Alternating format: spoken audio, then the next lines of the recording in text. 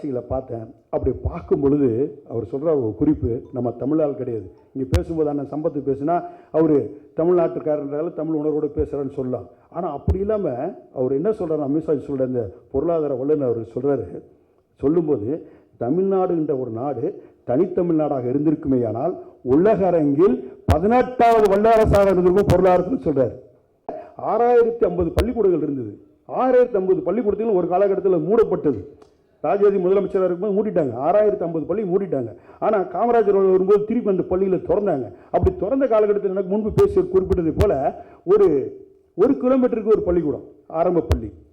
அதே நேரம் 3 கிலோமீட்டருக்கு ஒரு இடத்துல பார்த்தீங்கன்னாக்கா நடுநிலைப்பள்ளி, 5 கிலோமீட்டருக்கு ஒரு இடத்துல பார்த்தீங்கன்னா உயர்நிலைப்பள்ளி, 7 கிலோமீட்டருக்கு ஒரு இடத்துல பார்த்தீங்கன்னாக்கா மேல்நிலைப்பள்ளி. இப்படி உருவாக்கிய முதல்வர் நம்முடைய தமிழக முதல்வர். ஏன்னா கல்விக்கேணியில் சிறந்து விளங்க வேண்டும் என்பதற்காகத்தான் நம்முடைய முதல்வர்கள் இப்படிப்பட்ட நலத்திட்டங்களை எல்லாம் நாளொரு மாரியும் பொழுதுரணுமாக நமக்கெல்லாம் கொடுத்துட்டு இருக்காங்க. மரியாதைக்கு முறையே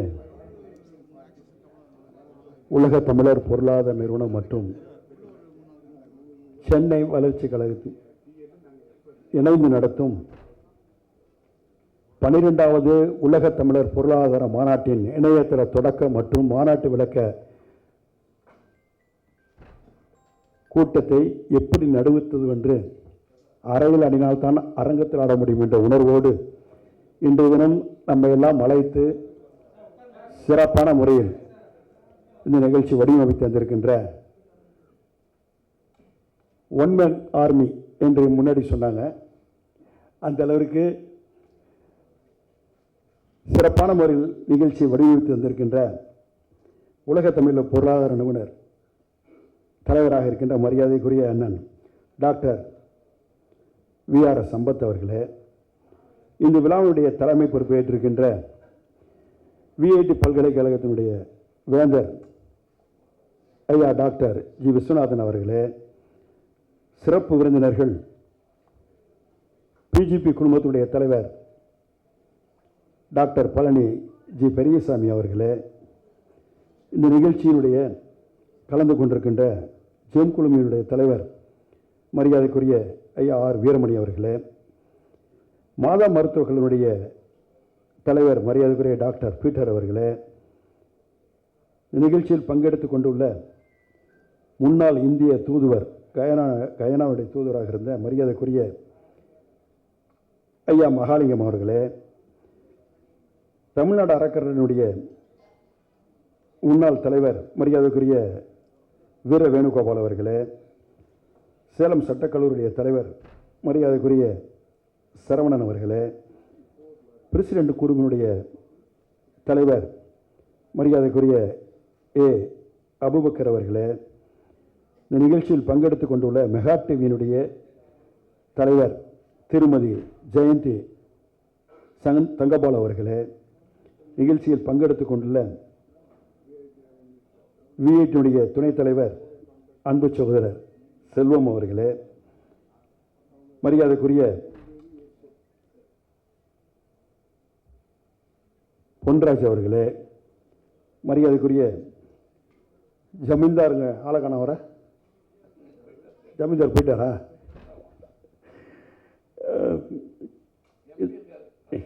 இந்த நிகழ்ச்சியில் பங்கெடுத்து கொண்டுள்ள நம்முடைய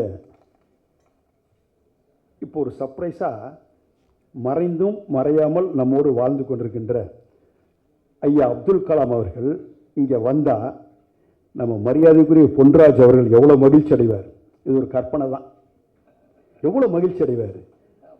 அந்த மாதிரி மகிழ்ச்சி நான் இங்கே வந்தப்போ வந்தது வேறு விஷயம். 12வது நம்ம வர்த்தக மாநாட்டுக்கு வந்தது ஒரு புறம் இருந்தாலும் இங்கே வந்தோன்னே எனக்கு இரட்டிப்பு மகிழ்ச்சி.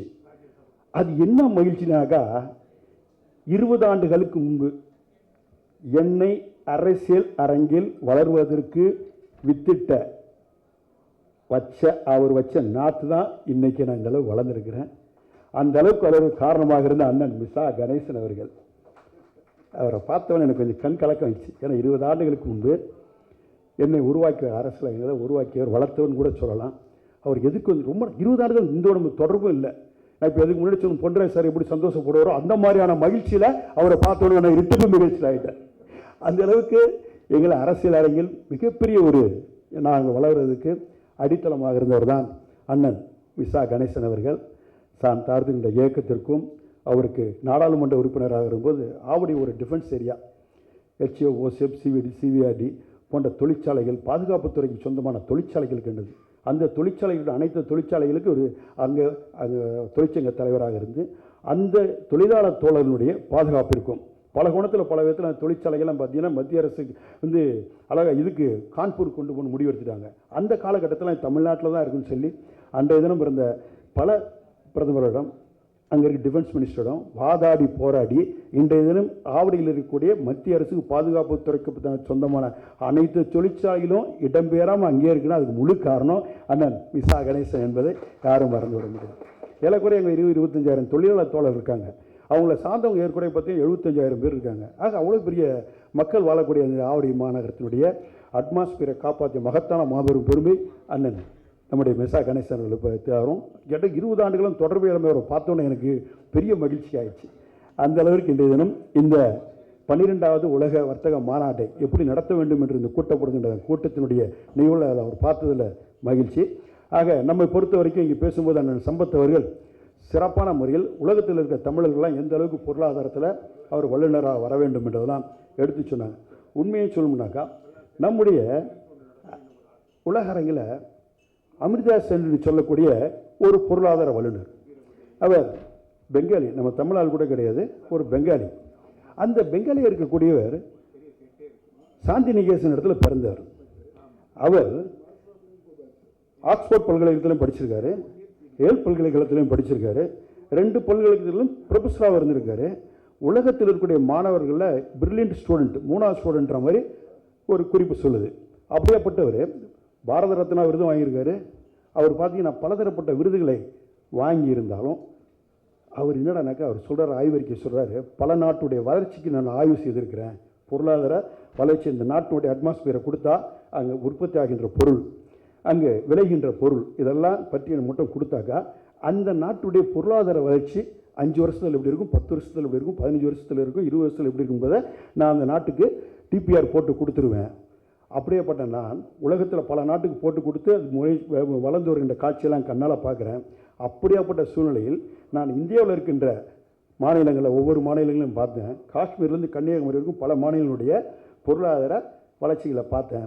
அப்படி பார்க்கும் பொழுது அவர் சொல்கிற ஒரு குறிப்பு நம்ம தமிழால் கிடையாது. இங்கே பேசும்போது அண்ணன் சம்பத்து பேசுனா அவர் தமிழ்நாட்டுக்காரன்றால தமிழ் உணர்வோடு பேசுகிறான்னு சொல்லலாம். ஆனால் அப்படி இல்லாமல் அவர் என்ன சொல்கிறார், அமித்ஷா சொல்கிற இந்த பொருளாதார வல்லுநர் அவர் சொல்கிறாரு, சொல்லும்போது தமிழ்நாடு என்ற ஒரு நாடு தனித்தமிழ்நாடாக இருந்திருக்குமே, ஆனால் உலக அரங்கில் 18வது வல்லரசாக இருந்திருக்கும் பொருளாதாரத்தில் சொல்கிறார். அப்போ நம்ம கொஞ்சம் சிந்திச்சு பார்க்கணும். அப்போ எந்த அளவுக்கு கல்வியில், கேள்வியில், பொருளாதாரத்தில், மருத்துவத்தில் நம்ம எந்த அளவுக்கு முன்னேறி இருக்கோம் அப்படின்றத அவர் தெளிவாக சொல்கிறார். அப்படியேப்பட்ட நாடு நம்முடைய தமிழ்நாடு. இருந்தாலும் அவர் என்ன சொல்கிறாருன்னா, ஒன்றுபட்ட இந்தியாவில் நம்ம இருக்கின்றோம். ஆகவே நம்முடைய பொருளாதார வளர்ச்சி ஒரு காலத்தில் பல கோணத்தில் நமக்கு குறைந்திருந்தாலும் அதற்குரிய வரத்து நமக்கு சரியாக இல்லை இருந்தாலும் நம்ம கட்டக்கூடிய ஜிஎஸ்டியிலேருந்து, நம்ம கட்டக்கூடிய வரி பணத்திலேருந்து நமக்கு சேர வேண்டிய ஈவுத்தொகையெல்லாம் வராதாக இருந்தாலும், இங்கே பேசும்போது நம்ம அண்ணன் வேந்தர் அவர்கள் குறிப்பிட்டாங்க, அரசியல் இருக்கக்கூடியவர்களும் நம்முடைய பொருளாதார வளர்ச்சிக்கு முழு ஒத்துழைப்பு தரணுன்ற மாதிரி சொன்னாங்க. அதில் இருவேறு கருத்து கிடையாது. நம்முடைய தமிழகத்தினுடைய வளர்ச்சி பார்த்தீங்கன்னா எந்த ஆண்டும் இல்லாத அளவிற்கு இந்த ஆண்டு பார்த்தீங்கன்னா நமக்கு 6.69%, 9.69% நம்முடைய வளர்ச்சி வளர்ந்திருக்கின்றது. மாண்புமிகு தமிழக முதல்வர் எடுத்த பெரும் முயற்சி என்பதை யாரும் மறந்து விடக்கூடாது. உலகம் முழு பறந்திருக்கின்ற தமிழர்கள், அங்கே இருக்கின்ற முதலீட்டார்கள், அதேபோல் அங்கே இருக்கின்ற முதலீட்டார்களை அனைத்து வந்து அவர்கள் மூலம் இன்வெஸ்ட் பண்ண செய்ய வச்சு அங்கே மூலம் பார்த்தீங்கன்னா நம்முடைய பொருளாதாரத்தை வளர்ப்பது மட்டும் இல்லாமல் இங்கே இருக்கின்ற படித்தலைஞர்களுக்கு பணிகளை கொடுப்பதற்கான முயற்சியை பெரும் அளவில் எடுத்து இன்றைக்கி மகத்தான மாபெரும் காரியத்தை இன்றைக்கி செய்திருக்காங்க. உலக அரங்கில் இன்றைக்கி பார்த்தீங்கன்னா இந்தியா 4வது பொருளாதார, நம்ம வந்து டிஜிபியில் வந்து 4வது இடத்துல இருக்கலாம். ஆனால் இந்தியாவில் பொறுத்த வரைக்கும் நம்ம பேரறிஞர் அண்ணா 1967 பார்த்தீங்கன்னா இன்ன வரைக்கும் பார்த்தீங்கன்னா நம்ம 2வது இடத்துல இருக்கோம். இன்றைக்கி நம்ம வந்து 2வது இடத்துல இருக்கோம். இருந்தாலும் நம்முடைய வளர்ச்சி பற்றி பேசும்போது பார்த்தீங்கன்னா 27,216 மில்லியன் டாலரில் நம்ம வந்து இன்றைக்கி இது பண்ணியிருக்குன்னு சொல்லி மாண்புமிகு தமிழகங்கள் தன்னுடைய அறிக்கையை கொடுத்தாங்க. அதில் பார்த்தீங்கன்னா நம்ம 9.69% வளர்ந்துருக்கோம். அதனால தான் நம்ம தமிழ்ன்ற திமிரோடு அந்த தமிழன் எப்படி ஒவ்வொரு நம்முடைய வளர்ச்சியை, பொருளாதார வளர்ச்சியை பலதரப்பட்ட இடர்பாடுகள் இருந்தாலும் ஈட்டலும் ஈட்டலும் ஈட்டலும் காத்தலும் காத்த வகுத்தலும் வல்லதரிசு என்று சொல்லுவன் வள்ளுவன் சொன்னது போல ஏற்றி ஈட்டி ஈட்டியதை சேமித்துவத்தை எப்படி மக்களுடைய நலனுக்காக அது பயன்படுத்த வேண்டும், அது பொருளாதாரத்திற்கு, அதே போன்ற தொழிற்சாலைகள் உருவாக்குவதற்கு, அதே போன்ற அங்கே இருக்கின்ற கல்விக்கு, அதே போன்ற மருத்துவத்திற்கு என்கின்ற அளவுக்கு சரியான முறையில் வடிவமைத்து நம்முடைய மாண்பு உயிரின்மையான தளபதி அவர்கள் தமிழகத்தை கொண்டு போகின்ற காரணத்தால் தான் இந்தியாவில் இருக்கின்ற நாடுகளை பார்த்தீங்கன்னா இன்னைக்கு 6 புள்ளி நம்ம 69 சுதந்திரம் வளர்ந்து என்பதை ஐயா வேந்தர் அவர்களுக்கு நினைத்து நான் கூறிக்கொள்ள கடமைப்பட்டிருக்கின்றேன். ஆக நம்முடைய மாண்புமிகு தமிழக முதல்வர் அவர்கள் நம்ம இங்கிருந்து பல நாடு இப்போ கூட பார்த்தீங்கன்னா லண்டனுக்கு போனோம். அங்கே இருக்கின்ற நம்முடைய தமிழர்கள் ஏறக்குறைய பார்த்தீங்கன்னா மருத்துவத்துக்கு இங்கே வராங்க. லண்டனில் இல்லாத மருத்துவ வசதியாக இருந்தாலும் அங்கிருந்து பார்த்தீங்கன்னா வருடத்துக்கு 2 லட்சம் பேர் இங்கே வராங்க. 2 லட்சம் பேர் பல விதத்தில் பார்த்தீங்கன்னா மருத்துவ வசதி பெறுது இங்கே வருவாங்க. அந்த அளவுக்கு மருத்துவத்தில் நம்ம வளர்ந்துருக்கிறோம். உதாரணத்துக்கு சொல்லப்போனால் ஒரு காலகட்டத்தில் 6050 பள்ளிக்கூடங்கள் இருந்தது. 6050 பள்ளிக்கூடத்தில் ஒரு காலகட்டத்தில் மூடப்பட்டது. ராஜாஜி முதலமைச்சராக இருக்கும்போது மூடிட்டாங்க. 6050 பள்ளி மூடிட்டாங்க. ஆனால் காமராஜர் வரும்போது திருப்பி அந்த பள்ளியில் திறந்தாங்க. அப்படி திறந்த காலகட்டத்தில் எனக்கு முன்பு பேசி குறிப்பிட்டது போல ஒரு கிலோமீட்டருக்கு ஒரு பள்ளிக்கூடம் ஆரம்ப பள்ளி, அதே நேரம் 3 கிலோமீட்டருக்கு ஒரு இடத்துல பார்த்தீங்கன்னாக்கா நடுநிலைப்பள்ளி, 5 கிலோமீட்டருக்கு ஒரு இடத்துல பார்த்தீங்கன்னா உயர்நிலைப்பள்ளி, 7 கிலோமீட்டருக்கு ஒரு இடத்துல பார்த்தீங்கன்னாக்கா மேல்நிலைப்பள்ளி. இப்படி உருவாக்கிய முதல்வர் நம்முடைய தமிழக முதல்வர். ஏன்னா கல்வி கேள்வியில் சிறந்து விளங்க வேண்டும் என்பதற்காகத்தான் நம்முடைய முதல்வர்கள் இப்படிப்பட்ட நலத்திட்டங்களை எல்லாம் நாளொரு மாரியும் பொழுதுரணுமாக நமக்கெல்லாம் கொடுத்துட்டு இருக்காங்க. அந்த அளவுக்கு பார்த்தீங்கன்னா நம்ம தொழில்துறையில் இன்னும் சொல்ல போனால் பொருளாதாரத்தில் பல குணத்தில் பல இடத்துல அந்த பண்டைய காலத்திலேருந்து நம்ம இங்கே இன்ன வரைக்கும் பார்த்தீங்கன்னா முதலிடத்தில் சிறப்பாக இருந்திருக்கிறோம். உதாரணத்துக்கு சொன்னால் நம்ம இங்கே பாருங்க மிளகு என்கின்ற ஒரு பொருளை கூட பார்த்தீங்கன்னாக்கா ரோமானியர்கள் நம்மகிட்ட வாங்கும்போது இங்கே வந்திருக்காங்க. பண்டைய காலத்தில் இங்கே வந்து நம்மகிட்ட முசிறின்ற இதில் நம்மக்கிட்ட வாங்கியிருக்கிறான். யார் அவன்? சாதாரண மிளகை எதை கொடுத்து வாங்கியிருக்கானா? தங்கத்தை கொடுத்து வாங்கியிருக்கான். அதனால தான் அந்த நாட்டில் இருக்கக்கூடிய பிலினி என்று சொல்லக்கூடிய அந்த நாட்டினுடைய ஆராய்ச்சி வல்லுநர் என்ன சொல்லியிருக்கான்னா, போய் இந்தியாவில் போய் தமிழ்நாட்டில் போயிட்டு எல்லாரும் தங்கத்தை கொடுத்துட்டு இவனுக்கு மிளகு வாங்கிட்டு வரான்னு சொல்லியிருக்கான். அந்த அளவுக்கு மிளகுக்கு கண்டிதும் மிகப்பெரிய முக்கியத்துவம் இருந்திருக்கு. அதே மாதிரி ரோமானியர்கள் நம்மகிட்ட இருந்து முத்துக்களை வாங்கிட்டு போயிருக்காங்க. சேர நாட்டுகள்லேருந்து முத்துக்களை வாங்கிட்டு போயிருக்காங்க. அதே மாதிரி சேர நாடுலேருந்து ஏலக்காயை வாங்கிட்டு போயிருக்காங்க. அங்கே எகிப்தில் இருந்தும் அதே மாதிரி பார்த்தீங்கன்னா பல நாட்டில் இருந்து பார்த்தீங்கன்னா ரோமானியர்கள்லாம் நம்மகிட்ட வர்த்தகத்தில் இருந்திருக்காங்க. இன்னும் சொல்ல வேணா இங்கிருந்து நம்முடைய ராஜராஜ சோழனுடைய மகன் ராஜேந்திர சோழன் கிழக்காசிய நாடுகளை உள்ள கைப்பற்றியிருக்கான். வாணிபத்திலும் சரி, அது எனது போர்ப்படையில் முதன்மையாக திறந்தவங்க நம்ம தமிழர். அப்படியாப்பட்ட தமிழர்களையும் ஒன்றாக இணைக்கின்ற இந்த 12வது மாநாடு, அந்த மாநாடை சிறப்பான நடத்த வேண்டும் என்று நம்முடைய மரியாதைக்குரிய ஐயா சம்பத் அவர்கள் பெரும் முயற்சி எடுத்துக் கொண்டிருக்கின்றார்கள். அவருக்கு உற்ற உறுதுணையாக என்றும் நம்ம இருப்போம். இதை நான் சொல்வதற்காக காரணம், அயலக தமிழர்கள், தமிழகத்தை சேர்ந்த அயலக தமிழர் மட்டும் 33 லட்சம் பேர் உலகம் முழுவதும் தொழில் ரீதியாகவும் வியாபார ரீதியாகவும் கல்விக்காகவும் போய் புலம்பெயர்ந்திருக்கிறாங்க. 33 லட்சம் பேர் இருக்காங்க. அந்த 33 லட்சம் பேரும் பார்த்தீங்கன்னாக்கா இன்னைக்கு அயலக தமிழர்கள். அவர்களுக்கு ஏற்படுகிற இன்னல்கள் இடுக்கணுக்கெல்லாம் பார்த்தீங்கன்னா இந்த முறை இந்த கடந்த நம்முடைய இந்த 3 ஆண்டுகளில் பார்த்தீங்கன்னா அவர்களுக்கு ஏற்படக்கூடிய இன்னல்கள் இடுக்கண்கள் எந்த குணத்தில் எப்படி ஏற்பட்டாலும் அவைகளுக்கு நேசக்கரை நீட்ட வேண்டும் என்பதற்காக அயலக தமிழர் நல வாரியம் என்பதை உருவாக்கி அங்கு ஏற்படக்கூடிய அவர்களுக்கு எந்த கோணத்தில் அவர்கள் மரணம் ஏற்பட்டால், ஒரு ஆக்சிடென்ட் இறங்கிட்டாங்க அப்படின்னா அவங்களுக்கு 10 லட்சம் ரூபா, அந்த உறுப்பினராக இருக்கணும் 10 லட்சம் ரூபா. அவருடைய கைகால் உடஞ்சிச்சு ஆக்சிடென்ட்ல அப்படின்னா 5 லட்சம் ரூபா.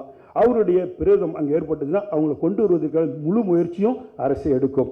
அவர்களுக்கு பார்த்தீங்கன்னா 1 லட்ச ரூபா அவங்களுக்கு கொடுத்து கொண்டு வரும். அவருடைய குடும்பத்தில் அங்கே இறந்துட்டான், அவங்களுடைய இங்கே இருக்கக்கூடிய அவங்க குடும்பத்துக்கு மாத பென்ஷன், ஆக அவர்களுக்கு மருத்துவ வசதி, ஆக இப்படிப்பட்ட அனைத்துலையும் அங்கே இருக்கக்கூடிய சட்ட சிக்கல், அதுக்கெல்லாம் இங்கிருந்து நம்முடைய மாண்புமிகு தமிழக முதல்வர் ஒன்டனில் அறிவித்து அந்த தமிழருடைய இருக்கக்கூடிய 33 லட்சம் தமிழருடைய பாதுகாப்புக்காக வேண்டி தமிழர் நல வாரியத்தை உருவாக்கி அதில் உறுப்பினராக சேரன்னு சொல்லியிருக்காங்க. அந்த அடிப்படையில் தான் ஒரு 10 நாளுக்கு முன்னாடி 2 சென்று அங்கே உறுப்பினர்களுக்காக குறைய 300-400 பேரை நம்ம அங்கே சேர்த்தோம்.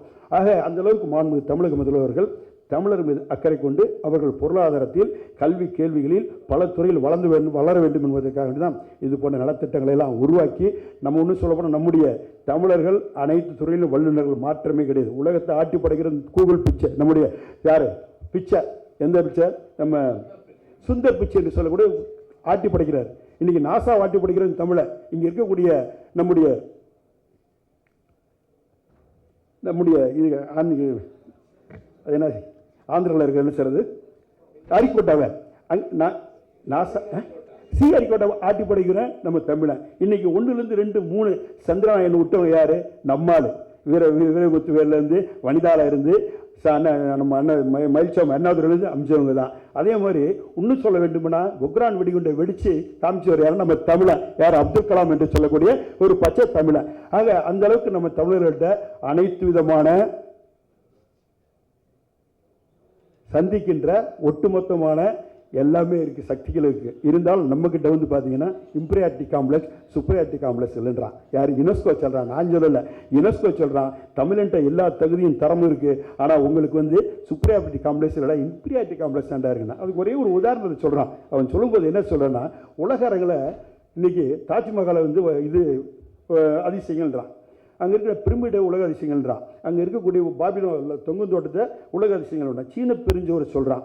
அதே மாதிரி பார்த்தீங்கன்னா இதை சொல்கிறான், பிசா கோபுரத்தை சொல்கிறான். இதெல்லாம் ஒத்துக்கிறோம், உலக அதிசயம்னா உங்களுக்கே தெரியலடா, உங்களுடைய மரியாதையும் தரமும் தகுதியும் உனக்கு தெரியல.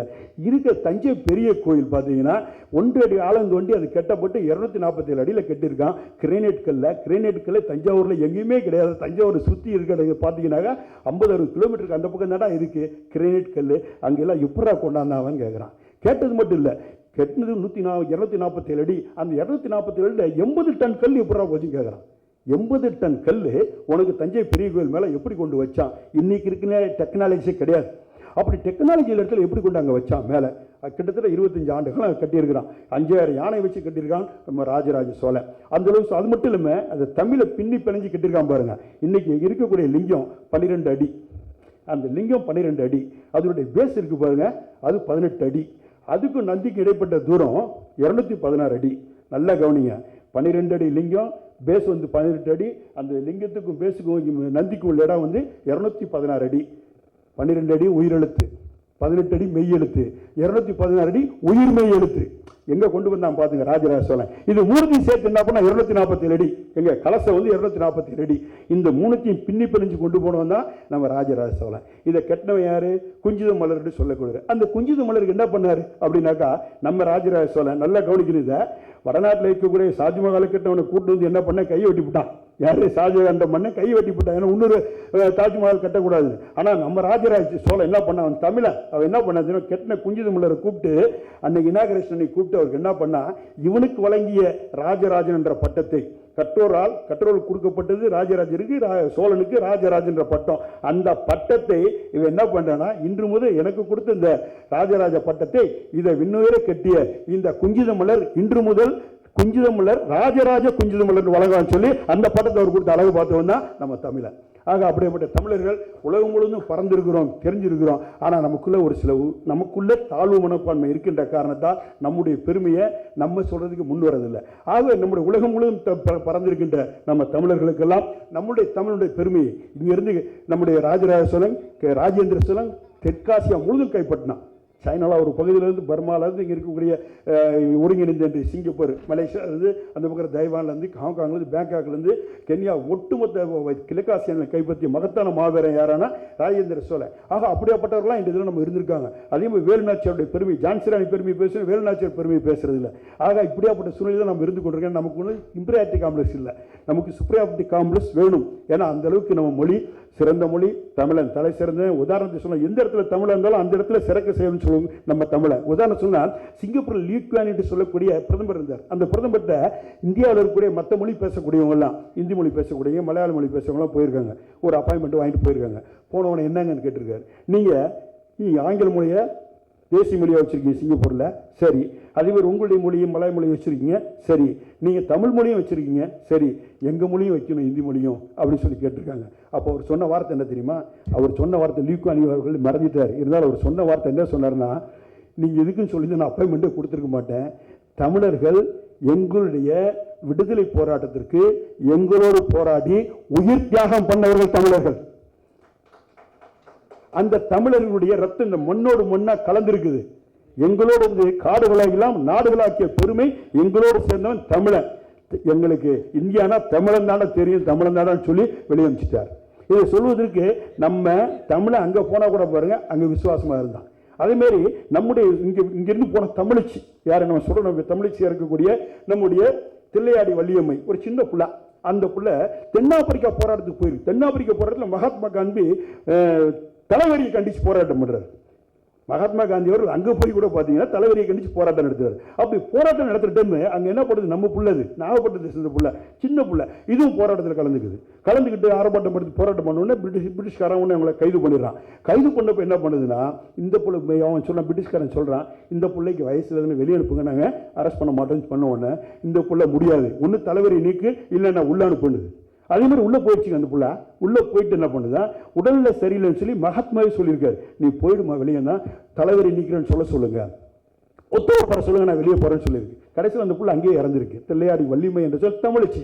ஆக எங்கே இருந்தாலும் அந்த நாட்டுக்கு நம்பிக்கைக்குரியவர்களாக அங்கே உள்ளவர்களுக்கு நம்ம அந்த நாட்டுடைய வளர்ச்சி, அதே நம்முடைய கலாச்சாரத்தை மாறாமல் இருக்கின்றான் தமிழன். உதாரணத்துக்கு சொன்ன ஒரு காலகட்டத்தில் நம்முடைய பாண்டிச்சேரி, நம்முடைய நம்ம தமிழகத்தை நம்மளான பிரிட்டிஷ்காரன், ஆனால் பாண்டிச்சேரியில் பிரெஞ்சுக்காரன். அந்த பிரெஞ்சுக்காரன் என்ன பண்ணான், ஒரு வாட்டி அவன் பல நாடுகளில் அவன் ஆண்டு கொண்டிருந்தாலும் அந்த ஆளுகின்ற நாட்டில் இவனுக்கு ஒரு ஆசை என்னன்னாக்கா கரும்பு பயிரணும்னு ஆசை.